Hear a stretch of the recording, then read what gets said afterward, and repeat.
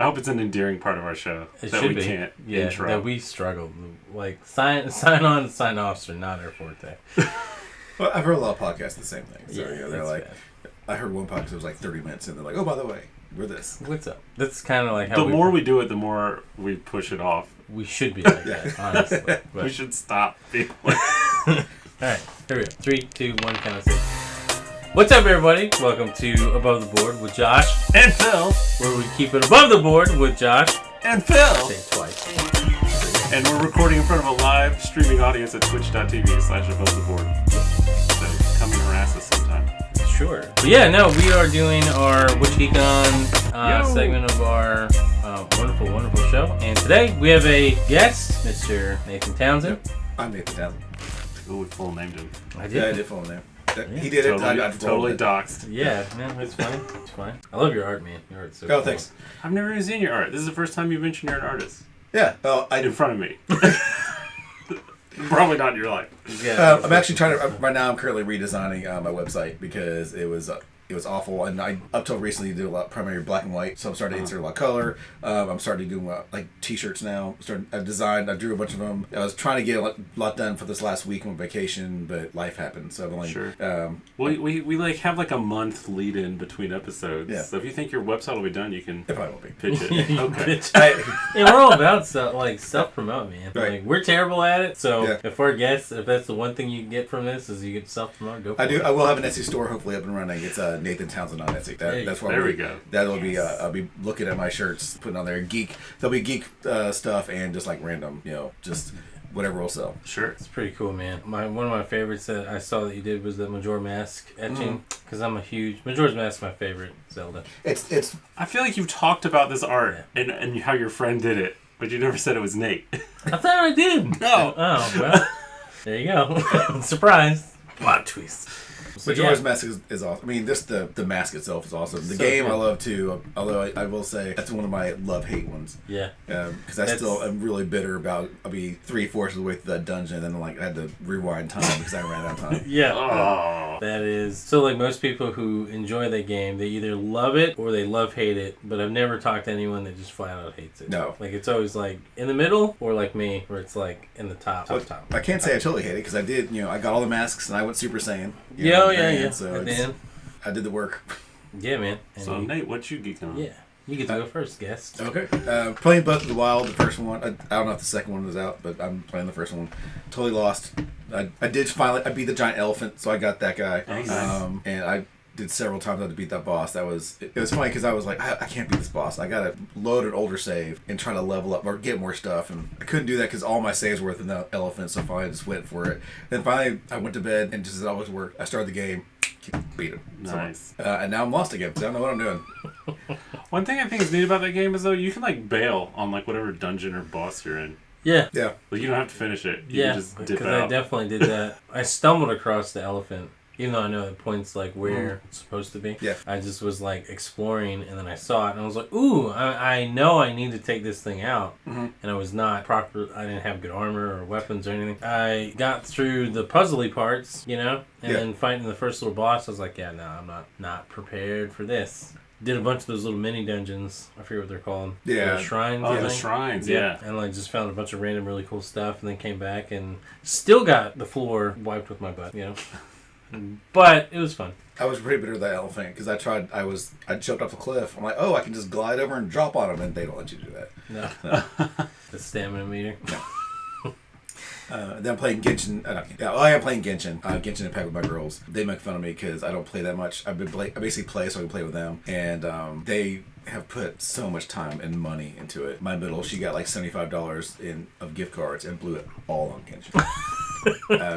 What is this game? Basically, it's like an MMO kind of out of China. It plays very much like Breath of the Wild. But yeah, it's the thing's kind of crappy is the way they make all their money. If you want, let's say, a new character, they just release this new character, you have to gamble for it. So you have wishes, and those wishes you can play the game without spending any money. Right. But if you actually want to make it any real progress, you have to drop some money in it.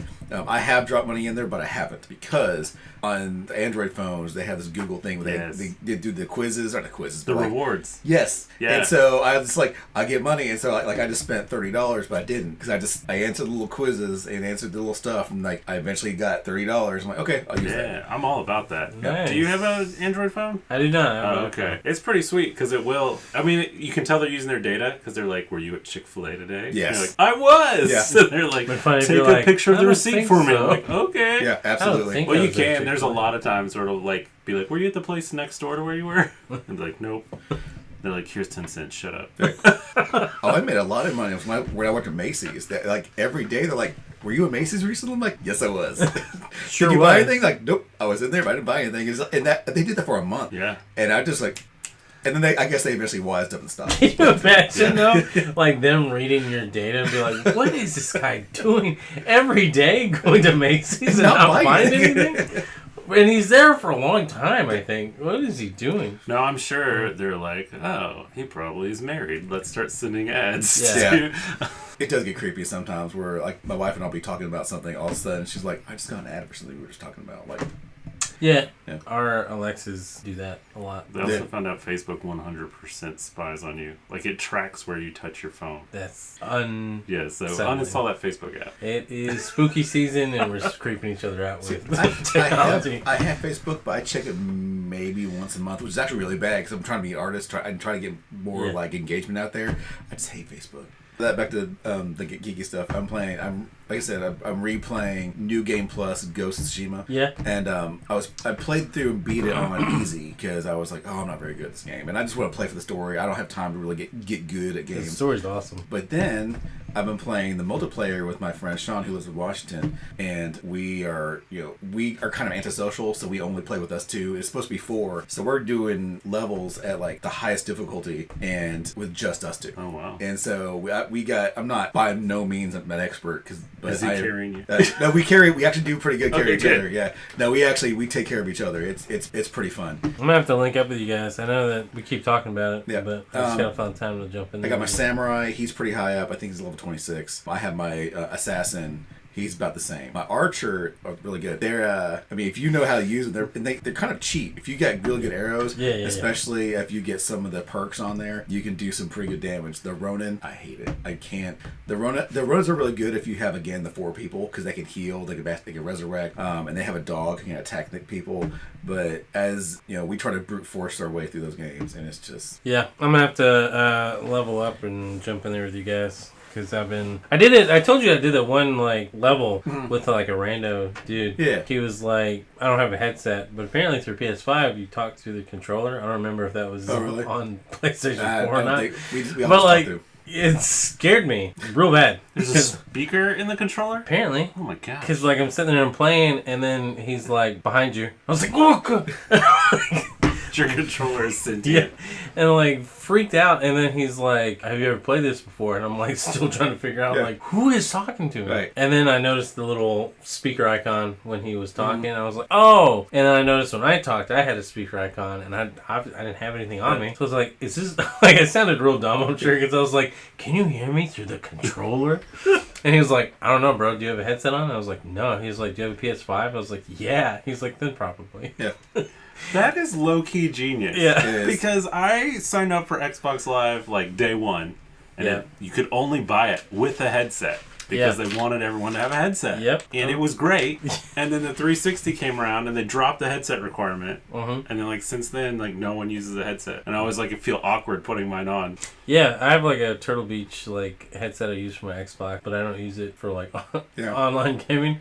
I use it literally if like I have to be quiet or I'm playing a game that like requires super good sound quality. Yeah. Like a horror game or something. Right. Like, you know what I mean? Like something immersive. Do you do Bluetooth or you actually just plug it in? It's Bluetooth. Okay. Yeah, 'cause Well, it's I would just use wire because I'm like, I don't really need Bluetooth because I'm holding the controller. I just need from the controller to my headset. So So we usually have. Problem is my headset. I got a fancy headset. My youngest has been using it to watch. She broke all her headsets. Now she's using mine and she's slowly breaking that one. So it's getting to the point now where you don't have to jiggle. You stick it in there and you kind of like turn it a little bit. To like make an sure. old phone charger. Yeah, exactly right. So It's gotta it's getting to the hope point you buy a that new gravity does its Need to job. be like like, this is Daddy's headset. If you break yours, tough luck. Oh, I was like that for a Play while on until mute. finally it's like, she's like, we're going on a long car ride. She wants to take the iPad, and You don't want to hear it on a car ride. no. So I'm like, okay, fine. Here. That's fair. Noble sacrifice of the headset. Yes. I think it's pretty much all I'm doing geek-wise outside of watching stuff. Yeah. I don't have as much time to dedicate to playing video games. Oh, Skyrim VR. I love it. I love Skyrim VR. I get sick, but I love it. I can play for a limited period of time, so finally I'm like, and I'm done. Dude, there's one VR game that made me super nauseous. I can't remember for the life of me. I was just talking to somebody about it the other day, too, because he was like, do you get motion sick playing VR? Because, like, we have Beat Saber. We play the heck out of Beat Saber. Yeah. Play the heck out of Pistol Whip. That's a great one, too. Yeah. But, Blade and Sorcery. Have you played that? I haven't, no. Is that the one that's like you kill all the people? Yeah, it's like the arena combat one. Yeah. It's super fun. Sorry, that's so vague. Like, you kill all the people? Like, yeah. Like Skyrim? No, it is. It's like the sword will stick in them, or it's awesome. you cut off their limbs. I know what you're talking about now. Yes. I got you now. I think I've seen clips on and I'm pretty sure you just kill people. Yeah, like, it's all it is. Like each level, at least from what I've played, I mean maybe I'm playing it wrong, I don't know. But like each level is just like one big arena, and then a set amount of spawns come in, and you can kill them however way you can or want to. Nice. And you can like do magic or your traditional like melee weapons, or you can do like a bow and arrow. Bow and arrow is really fun because like it's the whole like you really do like hold up one controller and like you're basically knocking the arrow and aiming, and like it's so funny because half the time you forget that, like when you're super involved in the game, like you forget that you have something sitting on your face, or at least I do. And when I go to knock and then I pull back, I'm smashing the thing. The visor every time. Yeah. But no, that one, because you're constantly moving with one thumb. Yeah. And swinging with like whatever, is your main weapon hand or whatever. And when you go to take your helmet off, like you'll get, at least I have every time, you're like, oh, I gotta sit down for a minute. I don't feel so hot. My brother-in-law showed me Captain Toonhead. It's a tower defense game, but you play in VR and that like shoot, like you have hammers and you like throw them and you like build your towers and then the wave will come. But then you hop to the towers and you just have guns. You sit there and you shoot them as well. And you can like move between them and like level them up as they kill stuff, whatever. It's pretty fun. And it's like got like a Borderlands kind of sense of humor or whatever. Oh, I'm down. We were gonna let Lucy play first, and in the beginning, like a microwave explodes and like turns the whole crew into like green skeletons. And Lucy was like, "Nope, you can play, Dad." I'm okay. I'm all right. But that was like the most scary part. Yeah, Sadie's getting to the point where she wants to play anything and everything that I want to play. And I'm playing through Tiny Tina's Wonderlands. Yeah. It's T, so I mean, it's fine. And she's like, I don't think I'm good at this game, but I want to keep playing it, so can I play it when you're not around? I'm like, I don't really care, because I mean, it's fine. Yeah, it's not too Are you bad. turning to Coach Dad mode? Where you're like, shoot him in the head! Why aren't you doing it right? It's so dumb! The only thing that I do, I'm like, you can't shoot him if you're looking down, Oh, yeah. That's the only thing, and she gets so frustrated. I'm like, just look up. It's alright. It's cool. I get mad when people coach me. Like, if I'm playing a game, they're like, why didn't you do this? I'm like, why don't you shut your mouth? But I get that, but it's also really painful to watch someone and you're just like, oh my god, just push B. But see, like, here's the thing. It's like, it's different if you know what you're talking about. Yeah. You know what I mean? Yeah. I hate it when it's someone who's either A, never played a game, or has never played the game that you're playing. Yeah. Oh my gosh. That drives me crazy. Okay, no, like, if I'm playing Fair a game and you've played it and you know what you're talking about, and you're like, you should have done this. Fine. I'm like, oh, great. Thank you. Yeah. That's fine. Yeah, or when they're like, oh, did you know you can go over there? Yeah, and you're like, oh, that does not bother me at all. But if you're like, have you played, I don't know, Prince of Persia? And you're like, no, what's Prince of Persia? That sounds dumb. And then they're watching you play, and they're like, well, why didn't you just do that? I'm like, I'm going to put this controller do you in see it. Sands of Time re-release? They're going to do like a reboot of Sands of Time? Yeah. I don't know when it's coming, but I am excited for it. It keeps getting delayed. Yeah, I know. Or whatever, but it's supposed to be spring. Day one purchase. Someone stole that from me. But, oh, no. And so I need it in high def. I once backtracked almost half the progress of the game because I realized I missed. Just hold the rewind button a long time. Well, you had to collect to get to the true ending. You had to collect all the power-ups, and so I realized I missed one of the power-ups, and so I literally backtracked all the way through the game to get that power-up. So and then I had to redo it. That's dedication, man. Yeah, I mean, there's no enemies; they're all dead. So I'm just basically do all the platforming. That's kind of fun though. All that wall run and stuff. Yeah. Oh, I've been like a Prince of Persia fan since like day one. Like the OG one. It's really good. That sounds Okay. 64. Yeah, you got me there. I never. I think I played the game off. I played the game, turn it on, and I'm dead. Done. Dude, I played played it on the iPad. I played the pseudo prequel because my dad had a Commodore 64, so I had like a bunch of weird games. This game Karataka. Sounds familiar. It's like karate. It's like the original Prince of Persia, but like without the jumping. You just move Sounds to terrible. the right and an enemy comes out. But it did have like you do high, medium, low kick and high, medium, low punch or whatever. Mm-hmm. And so you just like had to outmaneuver people. And then it was like paper rock scissors. I know, and it was almost like and then at the end there's like a giant samurai guy you had to beat or whatever. It was vague memory of that. It was rough. The name sounds familiar. Yeah, it but does. The way you're describing it does not. But I don't know. I'm also remembering like a weird like Japanese release game that was done by like a comedian. I forget what it's called. It's like something like Challenge. We'll look it up. Fix and post. But anyway, you said you were watching some stuff. What have you been watching, man? Well, today I watched the finale of She-Hulk, and okay, I just watched it, and I really want to talk about this. Okay, all right. Because so in general, I really like She-Hulk. Yes, I did. Like I thought it was great. Agreed. I know a lot of people complain about the art design. But like 10 minutes into it, I'm like, this is just like a cartoon. Yeah. This is like the Animaniacs of the MCU.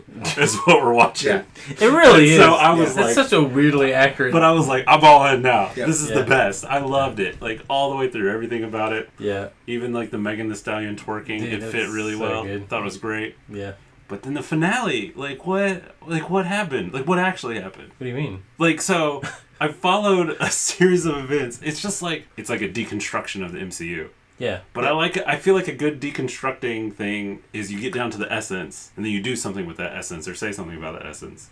But I felt like the finale of She-Hulk just deconstructed it and then ended. So I feel like because I love the Kevin Feige robot or whatever. Yeah, he was great. That was amazing. My favorite is that the housing of the camera was like a hat. Yes. That was the best. It was so great, and it was like, what's that or whatever. And she asked about the X-Men. Like it was so great. Yeah. It was super enjoyable. But she edited the things that were happening and came back not to resolve the new version, but after the new version was already resolved. Right?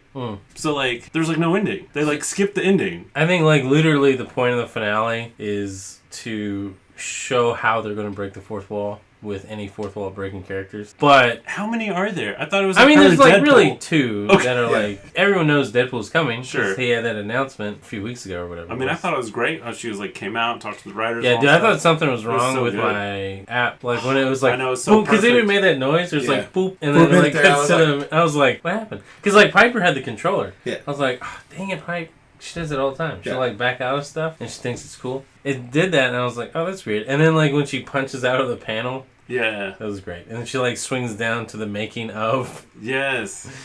I enjoyed that, but I just flashed to Deadpool Kills Marvel Universe. You ever read that? Yeah. They do the same thing where, of course, in that when he murders everyone, he breaks out and kills all his creators. But like I flashed at that. I mean, I'm not opposed to it. I mean, one thing I read about people complaining about She-Hulk, they wanted more serious. It's like, have you read She-Hulk? Yeah. I mean, on the episode 100 or issue 100, they had her jump rope naked because they promised they would.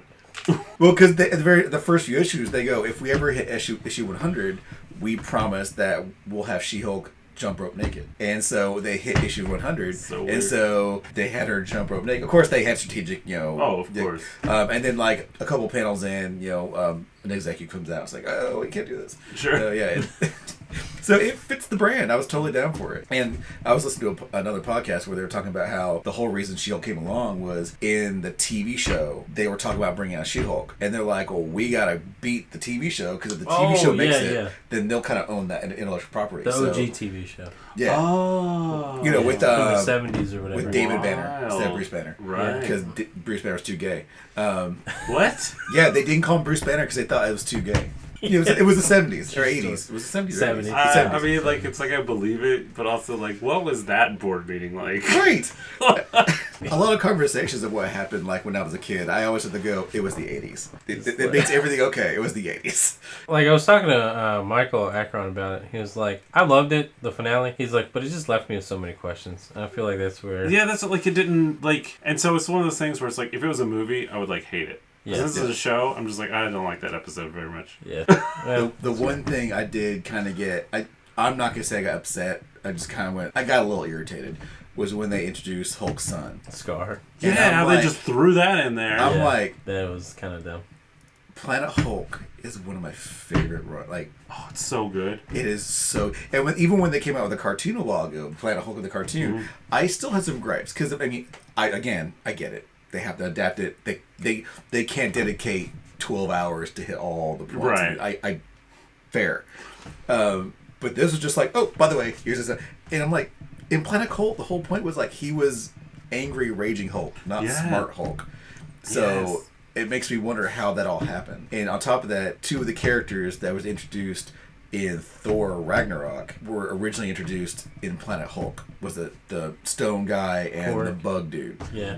Korg and Meek and Korg. And Meek actually turns out to be a bad guy. Yeah. And he betrayed them all. So again, I get it. It's MCU. It's not the comics. I'm in. That's fine. I'm not going anywhere. They didn't chase me off. Yeah. It's just still kind of like that little nerd person. He's like, Juggernaut's helmet. Juggernaut's helmet. Yeah, it is kind of weird though that I guess when in the MCU when Hulk was on Sakaar, he was barbarian raging, full warrior gladiator king Hulk. Thor Ragnarok.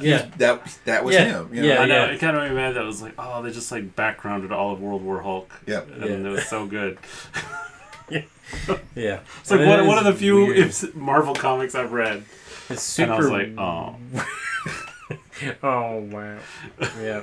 It's super weird, though, that they're going to, moving forward, make World War Hulk or Planet Hulk or whatever adaptation they're doing, where, he and Scar can talk about their issues. Because, correct me if I'm wrong, wasn't Scar mad because, Hulk left? Yeah. Well, he didn't know he was born. He didn't know. Right. Yeah. He thought he died. Because, his wife or his mate or whatever died, and he thought that his soon-to-be born son, because he didn't know that he was already born, I guess, was dead. Yeah, and he went on a rampage and then left. And then when Scar came around, or when he was growing up, he thought that he just abandoned him, and so he had dad issues, right? Right. And then meanwhile on the show, he's like, I know that was kind of too. I mean, I feel like it is part of their making fun of Marvel or whatever, in that the tag, that's a big thing. It's gonna have a ton of impact on whatever the next Hulk story is. Yeah. Threw it in just like a hey. Well, isn't me or Smart Hulk significantly smaller? I mean, I know he's kind of weaker too, but it just seems like he's smaller than he was in the movies when he was angry raging Hulk. Even from Avengers, movies. Even when he was Smart Hulk in the Avengers, it just seemed like on the TV show he was, especially when he came on the end with that stupid sweater on. I was like, he's smaller. When he busts through the roof, in the fake ending, or whatever. I did like the when the Kevin Robot's like, "Can you change back into Jen? We don't have the budget to have this conversation." It's so good. And she goes, "So how do you want me to do that?" He's like, "Just do it off camera." And then it cuts, and then you hear some noises, and she's like, "There, is that better?" And it's her. My favorite part was how he's like, "Oh, we're using animators or something else," and the Black Panther or whatever. Yeah, that was really good too. That was pretty funny. What else do you watch, man? Then I didn't finish. I watched the most recent episode of Andor, which I know we can't talk too much about it, but I'm totally digging it. Dude, thank you. It is. Thank you. It's surprising, but shouldn't be, that it seems like the Star Wars that I'm liking the most are the ones that don't have Jedi involved. I should know that because a true geek also read Star Wars books before they. Disney came and killed them all. Favorite series was Republic Commandos. The Republic Commandos series, I loved it. It ended in a cliffhanger, and it's never going to go anywhere. The author who was writing them actually quit even before Disney came. The author was being so hounded, she just walked away. But the characters they introduced and just the backstory they had of the clones, also the Clone Wars cartoon also kind of undid all that. But in there, Mandalore wasn't this city in the sky and all these people. Mandalore was a farming community, and there was no race. It was all blood packs. It didn't matter what race you were or what. It was just. Yeah, it was a way of life versus. It was a way of life. Yeah. And they had, again, didn't matter. And they even had a Jedi who left the Order to become a Jedi. It just, I could gush all over it. So they were doing all that without the Jedi, and then Mandalorian came out, and that was amazing. Boba Fett came out, that was adequate. That's generous. You liked it more than me, I guess. Well, I appreciate. I will say it. Keep the helmet on. I'm sorry because he took his helmet off. Everyone loved him because he was a mystery with his helmet on. Tamora Morrison is a handsome dude. Yes. He's a good looking guy. Oh yeah. And he's got but here's the thing though. He's got a great voice. Yeah. Keep that helmet on. He was amazing. I don't mind him taking off from time to time. Yeah. I mean, he wasn't as egregious as the Halo series, but it was still... is true. It was still like, he just kept on taking it off. And also, there was no reason... I'm sorry, I didn't mean to turn into a gripe fuss about Boba Fett, but there was no reason... Well, you haven't listened to our show, then. There was no reason to have the timeline like that. They could have very easily just said, okay, here he is when he came out of the Sarlacc pit, and then they just, made the series. Why did they have to keep on cutting to him sleeping in, in this cutting back? That just didn't make any sense. They just drag it out, Yeah. They're flesh it out. I mean, I enjoy the backstory. I don't appreciate how it was handled, and I mean, Phil and I have had countless arguments, but discussions, heated, geeky discussions about the show. It truly says something when the best episodes that really kind of saves the series, you guys know where I'm going with this, is the Mandalorian episode. Yes, Din Djarin coming. Yes, it's when he comes out, I mean, that episode, it was just one episode in it. It was just him. That was him, yeah. It, hands down, was the best episode of the whole series. And that was super odd. I mean, I love the episode, but it's I remember watching it and being like, this is crazy. Yeah. That it's just him. It's establishing his new shit. It's establishing Baby Yoda, or Grogu, with another CG Mark Hamill. And I just thought the craziest thing, though, was that it was just also just clearly better than the other episodes of Boba Fett. Yeah, I was like, that's a bold I do have to say that, as much as it might gripe me, because I'm a huge Boba Fett fan, obviously. Mandalorian and Boba Fett stuff all over the place, but No, I had some friends I was talking to the other weekend who were like, we just couldn't watch Boba Fett, we gave up. But we like Mandalorian. I was like, well, there's one episode you should watch. Yeah. You gotta take it out. Even that one episode on, because he does kind of disappear from it, but then at the end he kind of shows up, because they kind of even know that last little bit of it. Yeah, that last episode I thought was fun. Yeah. Saved it from being a complete waste of time. I'm glad, though, that you really like Andor, because I've been trying desperately to get people to watch and like the show. I've only heard good things about it. So, great. But that's the problem, is that it's not super action-packed. There's 6 episodes in, and I would say of the 6, probably 2.5 of them have heavy action. Mm-hmm. I mean, it's fine. You're saying it's like a heist show? So are they planning and scheming a lot? It's an espionage show, just straight up. Because they also go somewhere that most of the Star Wars has never gone. The bureaucracy. It's like the red tape. You go in there and you actually see how the Empire functioned. Emperor, lightning, Darth Vader, stormtroopers killing. But this is the minutia where they're like, okay. Corporate empire, which is fascinating. Because, you and I, we've had many awesome Star Wars conversations, but the old legend books, they would talk about the weird Imperial loyalists, who were never in the Academy or part of the Empire, but they just believed in what the Empire was doing. And then you had your actual Imperialists that were worked their way up or whatever, and then you have the ones that were Finn or Han even, who went through the Academy and they're like, nah, that's not for me. Right. I'm not really feeling this. But this show is so cool in the sense that pure bureaucracy of what the Empire is and what it's doing to systems that are less, not necessarily developed, but they just don't have the resources to be they're not Coruscant, and they never will be Coruscant. The first planet, Ferris or whatever, it's the mining planet. I don't know, it's just, and the way that it's kind of broken down, so the first 3 episodes are one story, then the next 3 episodes are a different story, all following casts from Rogue One, and several other characters are throughout all 6, but there's characters in the first 3 that aren't in the next 3. But I'm sure they'll pop back in, I mean, ultimately, also, you're watching a character, he's going to live. But you know how he goes out. In Rogue One, he doesn't make it. So, spoiler alert. I had a friend who's like, do you know what happens? It's they all die, right? That's the premise of Rogue One. And he's like, did someone tell you? I was like, I watched A New Hope. They said a lot of spies died in this information. How else is it going to end? None of them were part of the assault on the Death Star, so it's not somebody was in the audience was like, I made it. Hey, give me some credit. We're all here because of me. I need a medal here. It's so good. Rainey can't get into it, man. Really? It breaks my heart because I loved Obi-Wan. She loved Obi-Wan. It was good. Mandalorian, great. We must not have talked about Obi-Wan. I was disappointed. No, I think it was great. We didn't talk about it. Okay, because I was like, I feel like it should have been a movie, and then they added an hour, 2 hours of filler. It definitely should have been a movie show because initially it was a movie. Yeah. I could have used the whole I don't know how to use my power. That I get it. I understand. I understand why they did that. But it felt like it was patenting. But that's kind of, it's so cliche. Oh, I stopped doing that. Like, if you know how to, like, shoot, like, never mind force powers. If you know how to do something really well, ride a bike. You just don't forget. I mean, what? Even if, why would, like, he cut himself off of the force, but I mean, you don't really, like, to the point where he couldn't function. He couldn't do anything at all, jet force wise. And then suddenly he's like, never mind, I'll try really hard. I thought he was like restraining himself. No, it was supposed to be he cut himself off the force. So that's how he was hiding from the Empire. Like they couldn't he did find something him. special to cut himself off? He just he did whatever he needed to do. That's what, like, the Inquisitors were like. They were designed to, like, hunt Jedi by following, like, links through the Force. It was like one of their ways that they could hunt. Gotcha. That's why in that first episode, like, Inquisitors kind of knew there was something wrong, but couldn't, like, pinpoint in the crowd. Like, there he is. Right. Andor, do you have anything else you want to say about it? Andor, I'm digging it.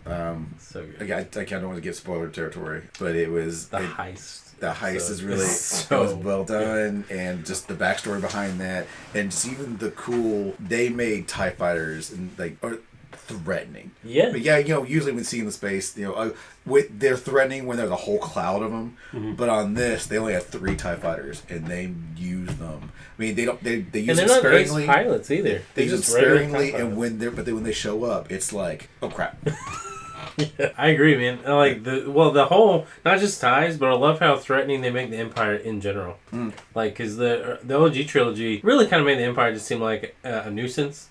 Yeah. Yeah. Like even with the Death Star, you're like kind of annoying. Like not really a threat outside of the like blowing up the planet, sure. Yeah. But like just like not really scary. Yeah. The backstory stuff of like leading up to the heist and the characters involved in the heist and all that other stuff, and the one character that like if not for him the heist wouldn't have happened or even started. You know what I'm talking about? The yes. Yeah. I don't want to spoil anything, but like all that made the Empire seem like legit threatening, and you understand why the systems that like push back against the Empire, like why they wanted to. Not just like Star Wars bullies. They're like a real give me your lunch money. Tangible threat. They're scary. But yeah, ties are cool again.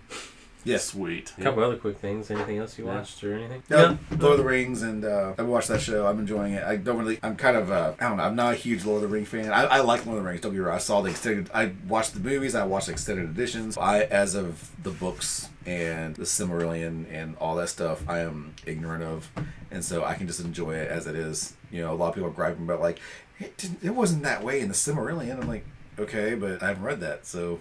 I don't really care. Yeah, it's fine. Yeah, I've yet to start watching that. It's on my to-do list. And then Game of Thrones, it's fine. I mean, it's Game of Thrones. It's Game of Thrones. I enjoy it. It is very much Game of Thrones. I can't get quite the sour taste of how the last Game of Thrones ended. And so, you're talking about season 8 or whatever? Yeah, it was rough. And it's traumatizing. Yeah, but I've enjoyed this so far. Is it great? No, but dude, give Viserys, the actor who plays Viserys, give him an Emmy already. Like the dude is like he's like 49, and in the series of like 4 episodes, he ages like 20 years. Mm-hmm. The way he acts him, like the physicality, and like he also has like ailments, like illnesses and like stuff like infections that's like furthering his, I guess like him dying essentially, like or coming. Like, his health is deteriorating rather quickly. But, like, the physicality that he plays him, you would think that he's a recast actor in some regards. Like, that's impressive. Incredible. Well, the premise is he's slowly getting killed by the throne. Yeah. Because they say that, the Throne of Swords, if you're a bad king, you can't sit on it. When you sit it cuts you.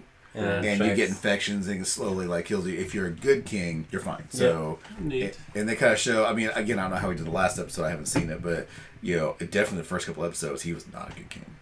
He's making bad decisions. He's kind of wishy-washy. And super wishy-washy and like more peace-minded versus like when it's medieval time. And like there's the whole premise of Game of Thrones is that like you're almost constantly.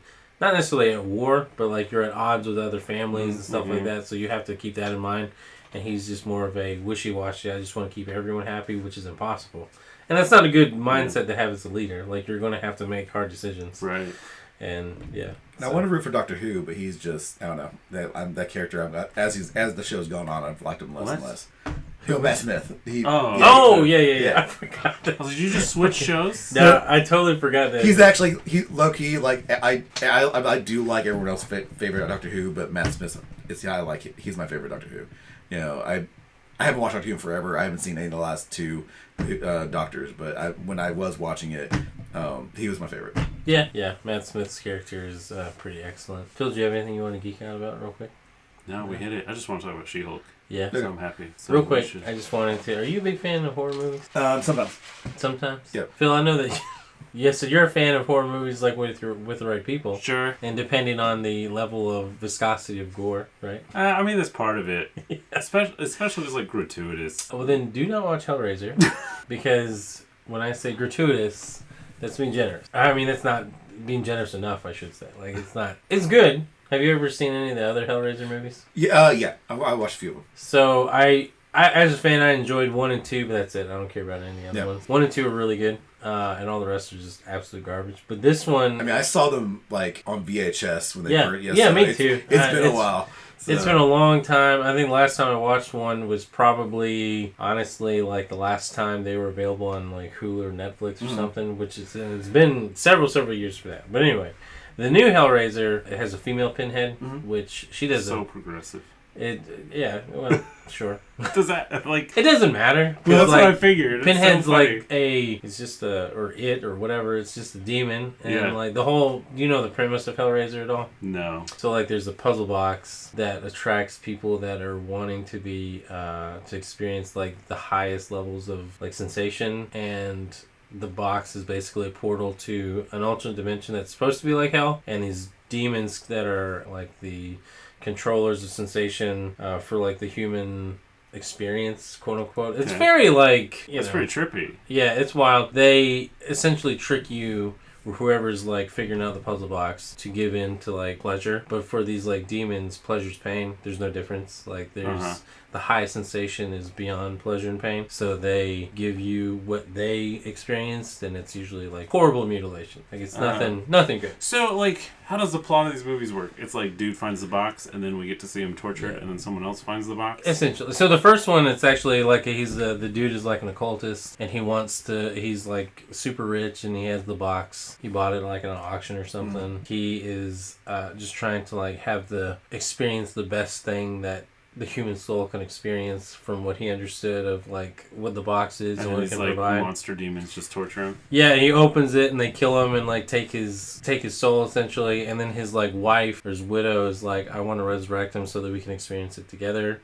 And like this is all the first movie? Yeah. And so she gets the box, the Pinhead comes out and he's like, well, yeah, I'll resurrect your husband if you bring me souls so they can experience what we experience. She's like, sure. So like there's this whole thing where she's like basically feeding people to the box where they get killed by they're called Cenobites. That sounds like a snack you get at the movies. Cenobites! Yeah.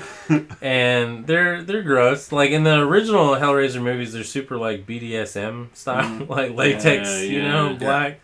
And they have like horrific body mutilations, like parts of their skins like flayed open or whatever. Yeah. And like it's pretty gnarly, pretty cool. Like came out in the 80s, so it's like, oh, that's neat. It's all practical, you know? So is it like, does this like lady have a character arc or anything? Or is it just like one of those horror movies that ends up with everyone just like dead? In the OG Hellraiser? Yeah, she's pretty much like the villain. And then like the rich dude's daughter, I think, is the one that like figures out what's going on, but then like the box like moves on to like another problem. So it's like Jumanji for grown-ups. Yeah, kind of. Well, the funny thing is, like in the original, when Clive Barker wanted to, this is what I read, so if I'm wrong, but this is basically the scuttlebutt is when he was originally conceived, Pinhead was supposed to be female.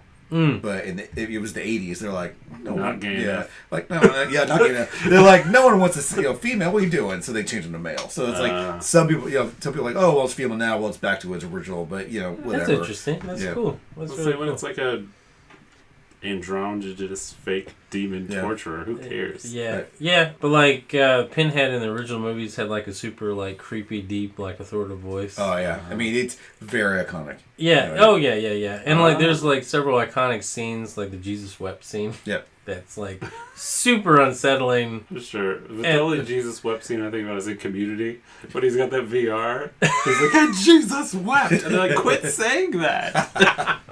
No, not like that. There's several iconic lines from the Hellraiser spoken by Pinhead that's like fans of, you know, the movies or horror in general, but like, oh yeah, I remember that, or whatever. But like this Pinhead, like she kind of has this like whisper talk that's like the way that they do it or the way that she does it, it's 10 times scarier than the OG Pinhead. When I like started watching it, I was like, I am for real unsettled. Yeah. Like I'm not scared, like I'm not gonna have nightmares. Watching it like immediately, you're like, I kind of want to take a shower. Like it's kind of intense. It's like, ASMR for me. Super, yeah. It's super gory, but it's really good. And one of the coolest things about it is it's all practical. Okay, like as far as the makeup goes, everything's practical, which is awesome. And they, instead of doing like the latex leather stuff, it's all natural body, like skin. So instead of like the high priestess like suit, it's her skin's folded in different ways. No. So it's super gross, but it's like when you watch it and you pause it and you're like, oh, that's kind of cool looking. Yeah. Like somebody designed that. That's real neat. I will say I would never be friends with that monster. You couldn't handle to dinner. So my friend E told me about it, and he was like, "There's some Cenobites that are like super, super intense. Just be warned." And when I watched it, I was like, "Oh, they're not so bad yet." Like like they bring a couple OG ones back from the first two movies. And I'm like, "That's cool, fan service, haha." And then they show the new ones, and I'm like, I don't want to eat for a week. so there's that, and then Halloween ends. I watched that. Like, feel conclusive? Oh, it's for sure over. Like, it's done. Like, it's because there is an end to the movie. They've ended it before. I mean, like Jamie Lee Curtis cut off his head at one point. So yeah, and then they did dumb retcon where it was actually a paramedic that he like crushed his vocal cords or whatever, and like switched. Oh, you're so clever, Jason. Yeah, well, Michael. Mike Myers, right? Yeah. He, but no, this one's like for sure. Like it's over. It's done. Like there's, unless they do a supernatural element like the 4, 5, and 6. There's no way he's coming back. Like the only way they can do anything more now is if they do a reboot, which I'm sure they will. Well, isn't it already like a reboot? Rob Zombie. Yeah, well, like there was I had a like super long discussion about this with Jeff, so I'm gonna give you the cliff notes. It's confusing because the Freddy movies, it's a clear-cut story from one to the last one. Sure. And then the fun Freddy versus Jason. That's just for fun.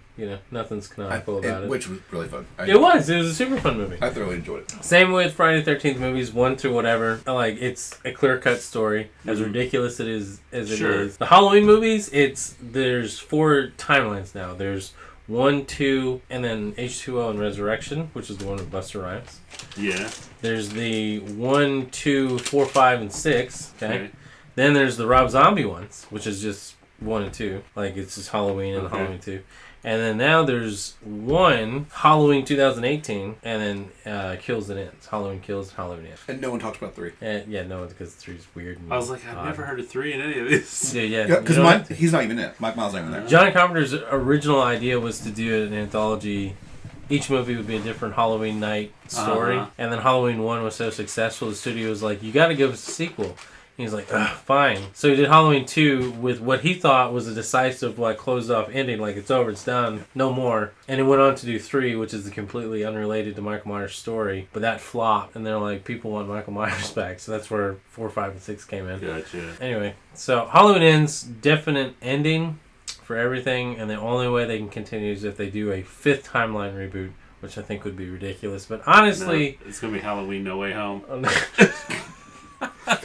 Yeah. But they're all the Mike Myers like getting together talking to each other. We all know they will. Yeah. We've learned at this point that if there's money to be made, they'll find a way. I mean, there was a rumor forever that was going to be Freddy versus Jason versus Mike Myers, but of course that never... I mean, the closest we got to that was like Robot Chicken, so... Yeah. Now we need Freddy versus Jason versus Mike Myers versus Chucky versus the Saw puppet. just the puppet, not the guy behind him. Yeah. He doesn't even move, just like, what's that?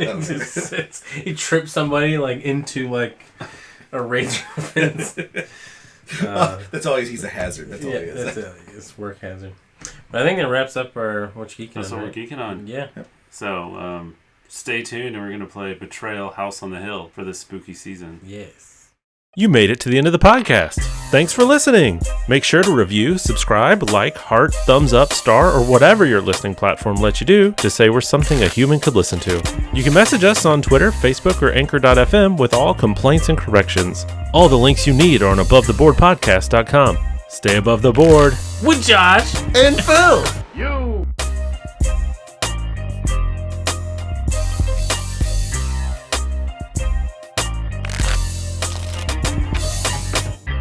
You win. Perfect.